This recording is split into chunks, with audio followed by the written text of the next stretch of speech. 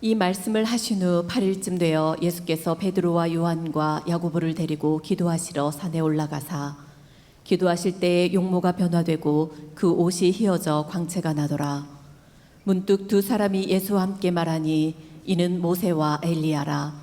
영광 중에 나타나서 장차 예수께서 예루살렘에서 별세하실 것을 말할세 베드로와 및 함께 있는 자들이 깊이 졸다가 온전히 깨어나 예수의 영광과 및 함께 선 두 사람을 보더니 두 사람이 떠날 때에 베드로가 예수께 여짜오되 주여 우리가 여기 있는 것이 좋사오니 우리가 초막 셋을 짓되 하나는 주를 위하여 하나는 모세를 위하여 하나는 엘리야를 위하여 하사이다 하되 자기가 하는 말을 자기도 알지 못하더라. 이 말을 할 즈음에 구름이 와서 그들을 덮는지라. 구름 속으로 들어갈 때에 그들이 무서워하더니 구름 속에서 소리가 나서 이르되 이는 나의 사랑한 나의 아들 곧 택함을 받은 자니 너희는 그의 말을 들으라 하고 소리가 그침에 오직 예수만 보이더라. 제자들이 잠잠하여 그 본 것을 무엇이든지 그때에는 아무에게도 이르지 아니하니라. 아멘. 오늘 말씀은 변화산의 체험인데 여러분 예수님이 제자들에게 며칠이 못되어 하나님의 그 영광 가운데 그 천국 왕권을 가지고 오는 것을 볼 자들도 있으리라. 이러고서는 제자들 중에 베드로, 야고보, 요한을 딱 데리고 산에 올라가셨어요. 근데 산에 올라갔는데 안개 같은 구름이 확 덮이면서 그러면서 그 제자들은 거기서 어떻게 됐는지 잠이 잠깐 들었는데 갑자기 소리가 난 거죠. 이는 내 아들이니 그의 말을 들어라. 그래서 깜짝 놀라서 쳐다보니까 가운데 예수님이 계시고 이쪽에 모세가 있고 이쪽에 엘리야가 있는 거예요. 여러분 저는 이 말씀을 보면서 깜짝 놀란 게 베드로, 야고보, 요한은 모세나 엘리야를 본 적이 없어요. 그리고 같은 시대 사람도 아니에요. 베드로, 야고보, 요한보다 모세는 약 한 1300~400년 전, 1200년 전 분이라고요. 거기에 엘리야는 한 700년 그 정도 700년, 800년 전에 계셨던 분이에요. 그러니 여러분 생각해 보세요. 우리가 산에 산기도하러 딱 갔더니 갑자기 이순신이 나오고 여기 세종대왕이 있고 그 옆에 갑자기 저 김유신이 딱 나타나서 오 목사 우리를 좀 보게 이러면 여러분 기절초풍하지 않겠어요? 그렇지만 그분들이 그런 분이라는 걸 제가 알아나 볼까요? 여기는 김유신, 여기는 이순신, 여기는 세종대왕 못 알아보겠죠. 혹시 도원에 있었던 그 모습 가지고 아 저분이 저분이구나 이렇게 알아볼 수는 혹 있을지 모르겠어요. 그러나 베드로, 야고보, 요한이 있을 때 모세라든지 엘리야는 무슨 초상화가 있거나 화폐에 무슨 그 얼굴이 들어가 있는 그런 분들이 아니었어요. 그런데도 그걸 그냥 알아본 거예요. 그러니까 영적 세계는 우리가 상상할 수 없는 아주 신비한 일들이 있는 거죠. 근데 이런 일을 경험했던 베드로, 야고보, 요한 이분들은 어떻게 평생 그 기억을 잊어버릴까요? 잊어버리지 않을까요? 잊어버릴 수가 없을 거예요. 저도 평생 잊어버릴 수 없는 그런 일들이 제 생에 있었어요. 그런 여러 가지들 중에 몇 가지를 생각해 보면 참 부끄러운 일도 있었고 참 굉장히 자랑스러운 데도 있다고요. 근데 이런 체험은 신앙생활의 영적 체험은 반드시 필요한 거죠. 그냥 교회만 왔다 갔다 하는 사람은 이 성경 말씀을 들어도 이게 그냥 이야기처럼 느껴지지 이게 내게 아주 생생하게 오질 않아요. 그래서 여러분 교회를 꼭 아침 조례하듯이 혹은 옛날 학교 가면 교장 선생님 나오셔서 국민의례 하듯이 그렇게 하는데 참석하면 전혀 감흥이 없다고요. 그렇지만 하나님은 이 예배를 우리에게 허락하실 때 영과 진리로 예배하면 만나 주신다거든요. 그러니까 여러분 이 시간에 비록 비 맞고 오셨고 좀 굳고, 그리고 또 주차도 이렇게 엉성하게 하고 불편하게 오셨지만 그쪽에 자꾸 차 있는 데나 집에 가서 왔다 갔다 생각을 하지 마시고 마음을 여기로 지금 끌어오세요. 한번 여러분 손으로 해서 생각을 한번 잡아와 보세요. 이렇게. 그 정말 잡아오시는군요. 생각을 잡아다가 여기다 쏙 집어넣어 보세요. 여러분, 하나님은 여러분의 겉모습만 보시는 게 아니라 우리의 뭘 보십니까? 속을 보신대요. 그 속이 무슨 뭐 뱃속에 뭐 먹었나 쳐다보시는 게 아니라 생각을 보신다는 거예요. 우리의 생각이 지금 이 자리에서 이 예배를 종교 의식으로나 아침 조례처럼 보지 않고 하나님 앞에 내가 정말 신실하게 예배를 해야 되겠다, 영과 진리로 하나님께 한번 그런 예배로 주님을 만나보고 반드시 하나님을 통하여 내가 어떤 체험을 가져야 되겠다, 이런 마음으로 간절하게 예배를 하면 이 자리에서 여러분 역사가 있을 줄로 믿습니다. 이제 다 아시는 것처럼 세상이 참 어려운 때가 되었다고 그러잖아요. 그리고 또 IMF 때보다 더 뭐 경제가 어려울 거다, 그리고 또 뭐 우리나라 안보라든지 정치적인 상황이 힘들다, 그래도 저는 그런 여러 가지 말들을 다 안 믿어요. 저는 그런 것은 옛날에도 많이 있었어요. 다 지나갈 거라고 생각이 들어요. 왜냐하면 워낙에 편한 세상을 살아왔거든요. 저는 제 평생에 전쟁을 경험해보지 못한 세대에 살고 있어요. 제가 눈 뜨고 태어나 봤더니 대한민국의 그 6.25 전쟁은 다 끝났더라고요. 그리고 제가 아직 덜 자랐을 때 저의 사촌형이나 이런 분들은 월남전쟁에 이미 다 갔다 왔더라고요.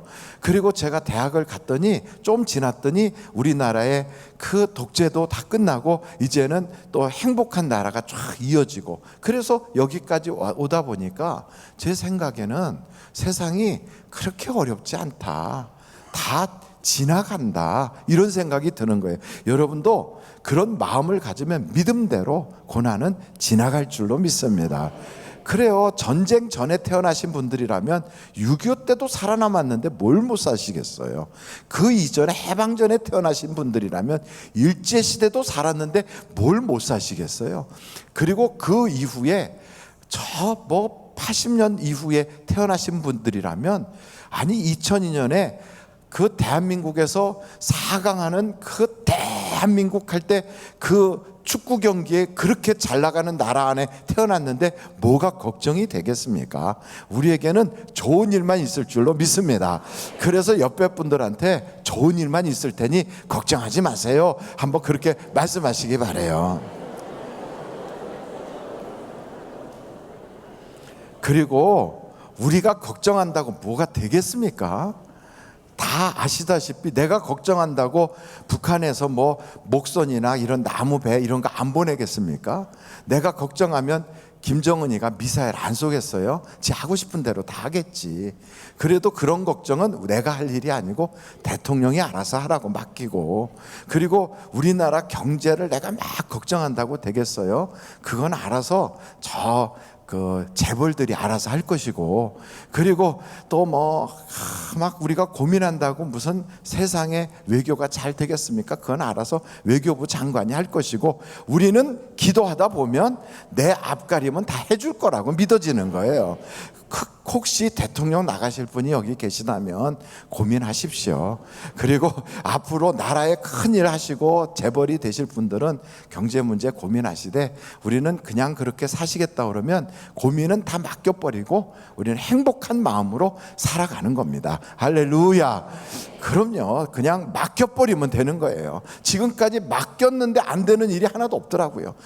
어떤 대통령이 왔어도 지나고 보면 다 해놨더라고요.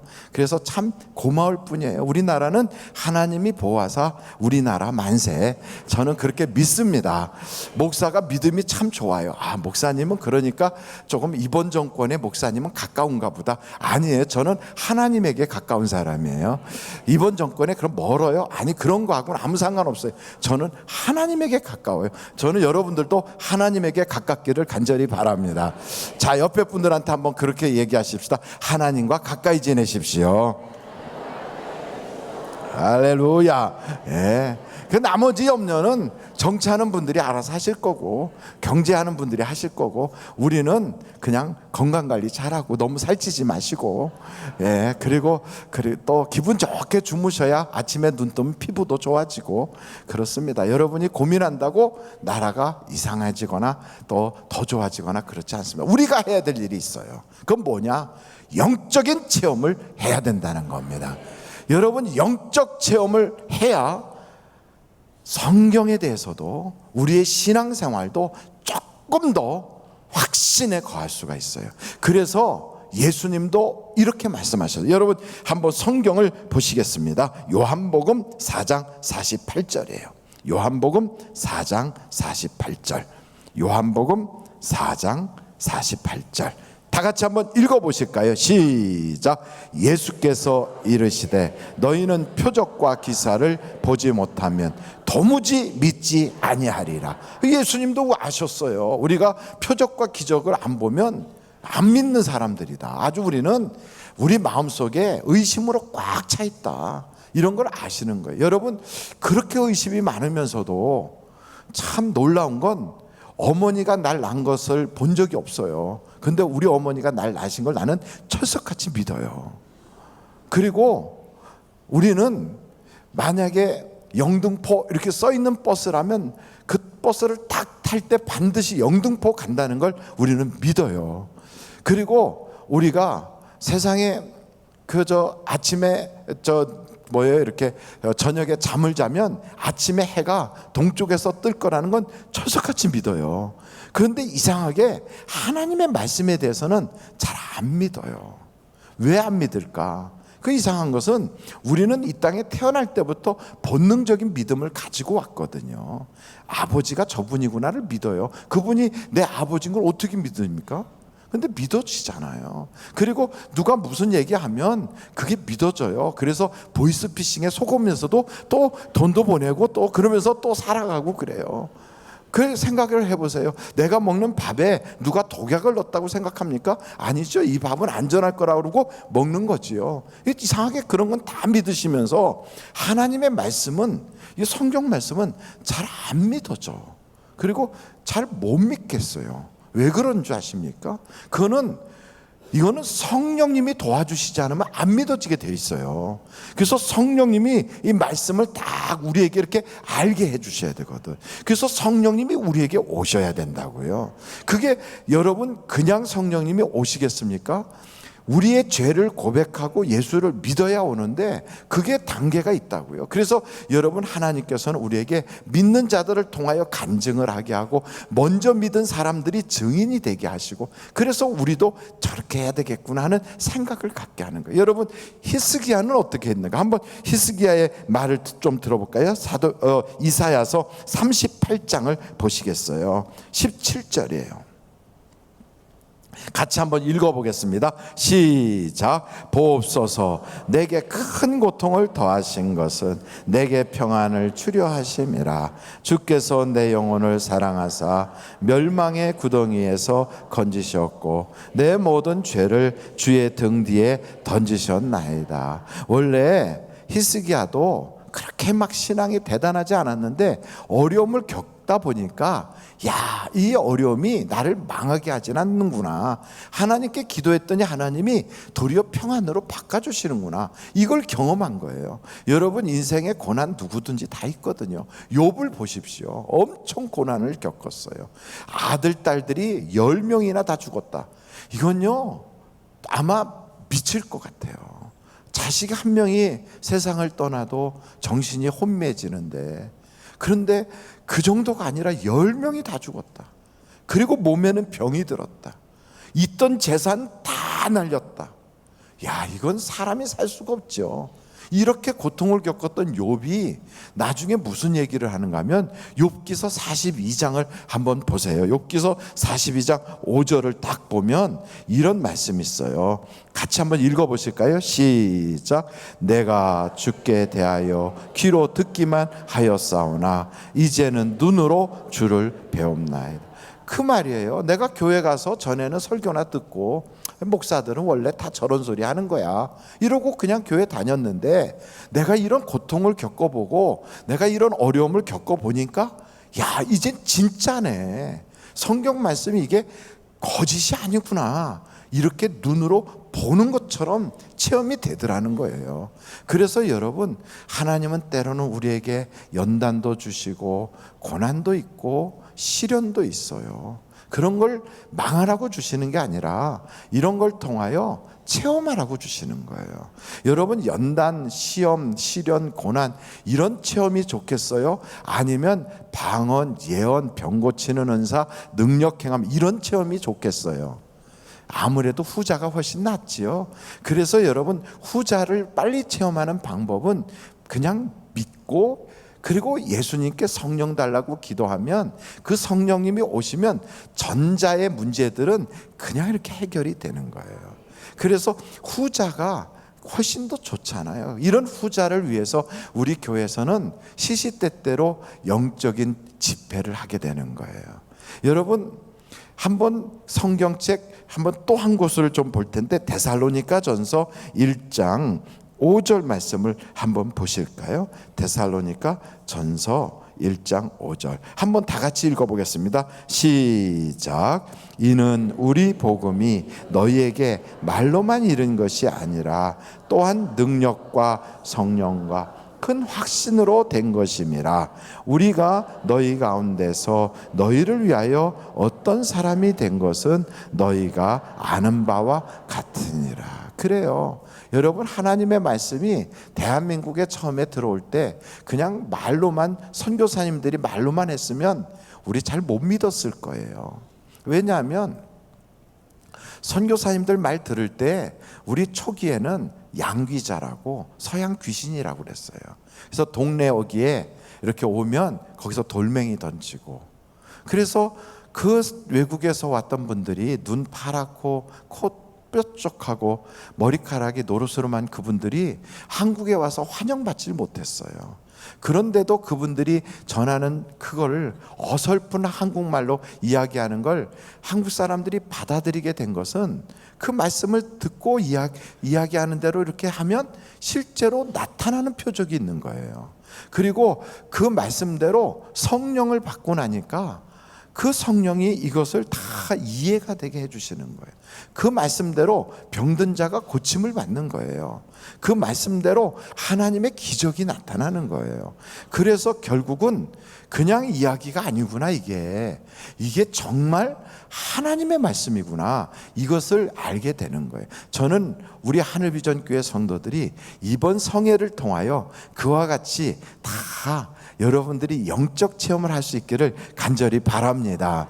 그런데 이렇게 제가 말씀을 드리고 광고처럼 우리 수양관이 이렇게 아름다워요, 우리 기도원 가면 여러분 이번에 이렇게 행복해질 수 있어요 하고 다 말씀을 드려도 모두가 다 갈 수는 없을 거예요.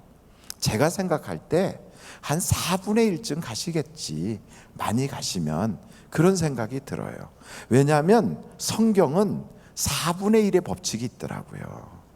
예수님의 제자가 총 몇 사람이에요? 이렇게 하니까 7 그러는데 제가 손을 다 못 펴서 그래요. 12이에요. 12. 그 12명의 제자 중에 예수님이 변화산에 같이 가자 하고 갔던 사람은 베드로, 야고보, 요한 3명이에요. 12명 중에 3명이 간 거예요. 그렇다면 몇 분의 몇이 간 거예요? 4분의 1이 간 거예요. 그러니까 12명이 다 갔으면 좋은데 4분의 1만 가더라고요. 우리가 이렇게 말씀을 들으면 한 반쯤은 이번에 어떻게든지 좀 나도 수양관에 가고 싶다, 이런 생각이 한 반쯤은 들겠지만 그거를 행동으로 옮기는 분들은 그 반 중에 또 반, 그래서 결국 한 4분의 1이 아닐까, 이런 생각하는 거지요. 여러분, 예수님이 승천하실 때 하늘로 올라가시는 걸 그 예루살렘에서 멀지 않은 곳에 있는 사람들이 와서 봤어요. 그 보신 분들이 몇 분인가 했더니 성경에 보니까 몇 명이요? 이렇게까지 했는데 다 5명 그러면 안 되지요. 500명이에요. 500명. 500명이 보셨다니까요. 500명이 그걸 다 이렇게 봤는데 그때 하늘만 쳐다보고 있으니까 그 사람들 틈에 있던 흰옷을 입은 천사들이 이야기하는 거예요. 갈릴리 사람들아, 너희가 왜 하늘만 쳐다보느냐? 너희가 본 그대로 예수님이 다시 오실 것이다. 그러나 너희가 성령을 받기까지 예루살렘에 거하며 하나님께 기도하라. 그리하면 약속하신 성령을 주신다. 그래가지고 500명이 그 소리를 다 들었어요. 그리고 자기들 눈앞에서 승천하여 올라가는 걸 봤다고요. 그런데 몇 명이 기도를 했습니까? 120명이 기도했어요. 나머지는 안 왔어요. 500명 중에서 120명만 그 오순절날 거기에서 성령을 받은 거예요. 그걸 보니까 500명 중에 120명 되면 그냥 한 4분의 1이나 한 5분의 1 정도 되는구나. 그래서 가만히 보면 이 5분의 1, 4분의 1 법칙이 이렇게 대충 맞더라고요. 그래서 예수님도 이런 비유를 하세요. 어떤 농부가 가서 씨를 뿌리는데 어떤 씨는 길에 떨어졌고 어떤 씨는 돌밭에 떨어졌고 어떤 씨는 가시밭에 떨어졌어요. 근데 이렇게 떨어진 거는 하나도 결실을 못한 거지요. 길에 떨어진 건 새가 와서 먹어버렸어요. 다 아시는 이야기잖아요. 또 돌밭에 떨어진 건 뿌리를 깊이 내리지 못하니까 햇볕이 쨍쨍 쬐니까 말라 죽었어요. 가시덩굴에 떨어진 거, 그거는 좀 자라더니 가시의 상처를 받아가지고 그냥 이렇게 갖고 열매를 맺지 못했다는 거예요. 그런데 옥토에 떨어진 것만 30배, 60배, 100배가 됐어요. 그럼 여러분은 어떤 밭입니까? 아멘. 옥토예요. 옥토. 그렇게 되는데 가만히 보니까 이게 4분의 1 법칙에 들어가는 거예요. 길밭, 가시밭, 그 다음에 돌밭, 그리고 옥토. 그 4분의 1에 해당되는 거기에서 모든 것을 먹이고도 남도록 100배, 60배, 30배가 나오는 거예요. 교회도 그런 것 같아요. 나머지 4분의 3은 대부분 은혜만 받겠다고 그러고 대부분 이렇게 교회 가서 그냥 구경하고 청강생처럼 들어요. 그분들도 굉장히 필요해요. 그런데 막 교회를 발걷어 붙이고 일하는 분들은 4분의 1 정도 되더라고요. 그래서 그분들이 막 앞서서 일을 하니까 전체 교회 구성원들이 같이 가는 거예요. 그래서 저는 오늘 이런 말씀을 하지만 4분의 1에 사람들이 기도원에 오겠구나 이런 생각을 해요. 그럼 여러분들은 어디에 해당되는 사람들일까요? 저는 거기에 해당된다고 봐요. 그런데 성경을 보니까 이게 꼭 피라미드 조직 같아요. 무슨 조직이요? 피라미드 조직 같아요. 예수님에게 가장 가까운 측근이 3사람이에요. 베드로, 야고보, 요한. 그리고 나서 조금 가까운 사람들이 제자들이에요. 그리고 나서 그 다음에 70인문도가 있어요. 그리고 성령을 받은 120명의 그 성령 받은 분들이 계시고, 그리고 예수님의 부활과 승천을 보았던 500명이 있어요. 그러니까 이것을 이렇게 보면 예수 믿는다고 다 똑같은 게 아니고 어떤 분은 더 예수님 가까이에 가 있고 어떤 분은 조금 떨어져 있는 분들이 계시구나. 그러면 나중에 천국에 갔을 때도 그렇겠구나. 천국에 가면 어떤 분은 해 같은 영광, 어떤 분은 달 같은, 또 별과 별이 다른 것처럼 다 영광이 다르겠구나. 그러니 여러분, 우리가 이 땅에서 예배드리고 신앙생활하고 교회 생활할 때 그냥 그렇게 구경꾼처럼 한 것은 아마 구원은 받겠지만 거기에서 조금 이렇게 떨어진 자리에 있지 않을까, 이런 생각을 해보는 거죠. 그러나 여러분, 저는 우리 하늘비전교회 성도들은 주님에게 가장 가까운 곳에 다 이렇게 영광 가운데 기쁨으로 부활할 수 있기를 간절히 바랍니다. 아멘. 그래서 천국은 아무나 막 이렇게 얻어지는 게 아니래요. 가정천국, 신앙생활의 천국, 생활 속의 천국은 침노하는 것처럼 막 사모하고 내가 얻으려고 할 때 목마른 사슴이가 시냇물 찾는 것처럼 간절할 때 얻어지는 거래요. 그래서 저는 여러분들이 이런 기회를 놓치지 않는 게 참 중요하다. 기회는 만들기도 하고 잡아야 된다. 이런 말씀을 들으면 그럴 거예요. 목사님, 저 바쁘거든요. 그래서 참석하기가 좀 힘들어요. 이제 이렇게 말씀하는 분들한테 목사가 예, 그러시군요. 바쁘겠네요. 이러고 만다면 목사가 아니에요. 이럴 때 바빠도 나오세요. 이래야 목사거든요. 그러니까 여러분, 그런 목사에게 목사는 나에게 너무 부담을 줘, 이렇게 생각하지 마시고 목사니까 저런 소리 하는구나, 이렇게 한번 들어보십시오. 잘 보십시오. 제가 굉장히 약속도 많고 갈 데도 많았었는데 맹장염이 딱 오니까 아무 데도 못 가는 거예요. 병원에 가서 맹장 수술을 딱 하고 나니까 한 일주일은 누워있게 되는 거예요. 꼼짝을 못 하고요. 그러니까 수술하니까 그걸 해야 돼. 제가 맹장만 띈 게 아니라 담즙에 돌 같은 게 생겨갖고 쓸개 있는 것도 띄었거든요. 그러니까 제가 쓸개 빠진 놈이 됐어요. 그러니까 사람이 욕할 때 그런 욕하잖아요. 쓸개 빠진 놈. 제가 딱 그래요. 근데 그것도 제가 빼고 싶어서 뺐겠어요? 오늘은 쓸개 하나 좀 빼놓자 이러고 빼놨겠습니까? 제가 토끼도 아닌데. 그런데 이거를 뺄 수밖에 없는 거예요. 그 담즙 속에 담석이 꽉 차서 터지기 직전이니까. 그러니까 모든 어떤 어려움이 있어도 그건 먼저 해야 되잖아요. 그래서 세상은 안 바쁜 사람은 없구나. 근데 무엇을 먼저 할 것인가는 자기 마음속에 우선순위를 정하는 게 나름이구나. 건강을 먼저 챙겨야지 죽으면 안 되니까, 이런 생각하고 먼저 자기 몸을 돌봤으니까 병원부터 간 거지요. 만약에 죽어도 나는 저 사람은 반드시 만나야 돼, 그러면 맹장 터졌어도 막 이러고 갔겠지요. 근데 그보다는 이게 더 중요하니까 병원에 들어간 거지요. 사람이 그래요. 직장도 월차도 얻을 수 있고 휴가 기간도 만들 수 있는데, 우리 가족끼리 놀러 가는 건 따로 정해놓고 교회에서 하는 거는 바빠서 못 가요, 이렇게 얘기할 수도 있는 거지요. 참 저렇게까지 얘기하냐 목사가, 이렇게 생각하는 분은 야속하다고 하겠지요. 정말 이미 그렇게 계획이 다 된 걸 어찌 하겠습니까? 그럴 때는 여러분, 핸드폰 앱으로라도 같이 가족들끼리 그 시간에 예배를 드리는 거죠. 아멘. 그것도 못하겠다, 이건 좀 아니잖아요. 그럼 아침 저녁으로는 앱을 통하여 예배를 드리고, 낮에는 또 일을 하느라고 못 본다 할 수도 있어요. 그럼 목사님 아침에 몇 시에 예배 드려요? 6시예요. 저녁에는 8시부터 말씀이 증거돼요. 그리고 그렇게 자며라도 하시고, 그리고 기도하면 하나님이 응답을 주시잖아요. 그리고 오신다면 더 좋겠지요. 제가 옛날에 어떤 분하고 이야기를 하다 보니까 그분이 그러더라고요.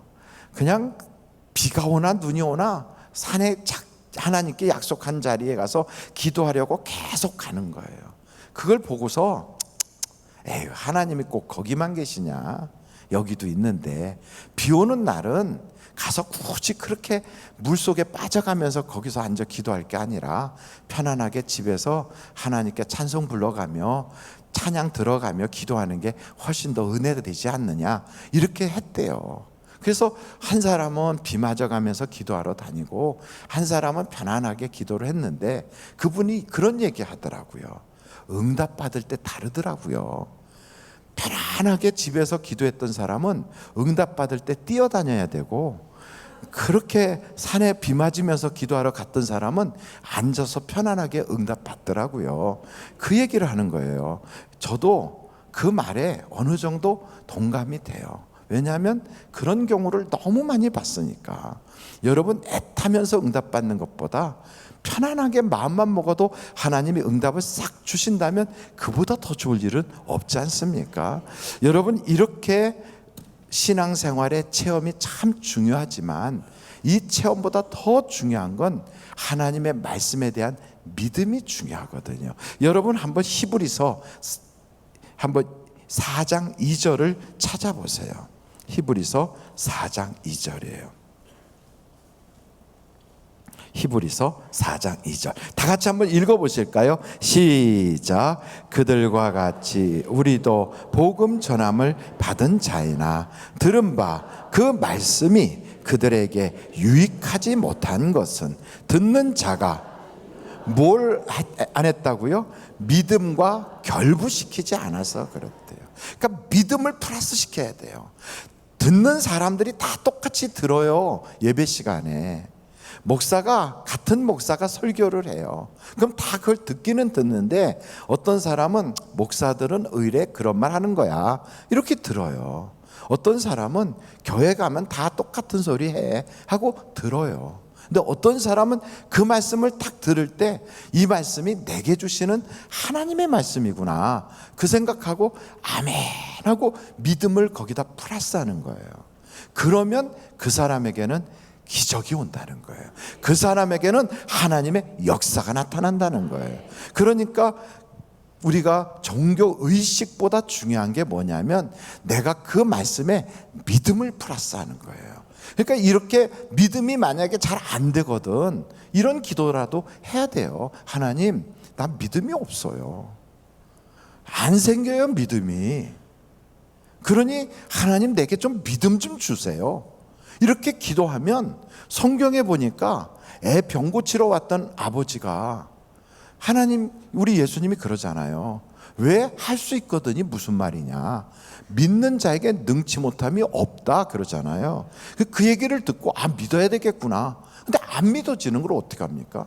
그러니까 믿음 없는 나를 도와주세요 이러잖아요. 그랬더니 주님이 믿음을 주시잖아요. 여러분 똑같아요. 다 날 때부터 우리가 믿어지는 사람 없습니다. 목사나 성도나 태어나는 게 아니에요. 여러분 목사도 성도도 태어나는 게 아니라 만들어지는 거거든요. 그래서 믿음은 하나님이 주셔야 되거든요. 잘 안 믿어지잖아요. 그럴 때 믿어지지 않아요. 하나님 내게 믿음을 주세요. 이렇게 기도하면 하나님 믿음을 주시는 거예요. 그러면 그때부터 신앙생활이 전에 이 사람이 했던 신앙하고는 전혀 다른 그런 모습으로 이제 예수를 믿게 되는 거지요. 여러분 성경 한 구절만 더 보실까요? 여러분 한번 성경 잠언서 28장 9절인데요. 이거는 아무리 기도를 해도 말씀 듣지 않고 기도하면 소용없다 이런 말씀이 한번 읽어보시겠어요? 잠언서 28장 9절 다 같이 읽겠습니다. 시작. 사람이 귀를 돌려 율법을 듣지 아니하면 그의 기도도 가증하니라. 이게 무슨 얘기냐면 말씀을 들어도 안 믿어질 때는 믿음을 달라고 기도하라고 했잖아요. 근데 어떤 사람은 아예 말씀을 안 듣고 기도만 하는 사람이 있어요. 그래갖고 막 나는 방언 받았어, 나는 뭐 했어, 은사 자랑하고 막 그러는데 여러분 그렇게 막 체험적인 것만 신비로운 것만 쫓아가면 그건 신비주의에 빠질 수 있어요. 그래서 그런 기도와 말씀이 함께 가야 돼요. 어떤 사람은 또 그런 기도는 하지 않고 말씀만 읽는 사람이 있어요. 그래갖고 성경만 막 파고 들어가요. 이런 사람은 대부분 율법주의자예요. 그래서 신앙은 균형이 있어야 돼요. 말씀도 있고 기도도 있고 그런 가운데 하나님이 주시는 영적 체험을 가지고 믿음이 점점 나아지면 그의 삶에는 수많은 간증이 따라오게 돼 있어요. 그래서 여러분 이렇게 표현하면 참 확실합니다. 옛날 기차를 보면 맨 앞에는 기관차가 있어요. 그리고 그 뒤에는 석탄을 이렇게 가져가는 석탄 실은 차가 있어요. 왜냐하면 기관차에서 이렇게 탁 석탄을 퍼갖고 막 불을 떼야 되니까. 그래서 맨 앞에는 기관차가 있고 그 뒤에는 석탄이 있다고요. 그리고 그 뒤부터는 객차들이 쭉 있어요. 이것처럼 맨 앞에는 하나님의 말씀을 딱 두고 그 말씀을 믿음으로 석탄을 집어넣는 것처럼 믿음을 자꾸 집어넣으면 그 뒤에 객차를 많이 끌고 가듯이 우리의 인생에는 생각지도 못했던 좋은 체험들이 쭉 따라오게 되어 있어요. 그래서 저는 여러분들이 이런 놀라운 하나님의 법칙대로 말씀을 꼭 믿고 기도하다가 여러분의 인생의 기적을 경험하는 여러분들이 되시기를 주님의 이름으로 축원합니다. 기도하시겠습니다.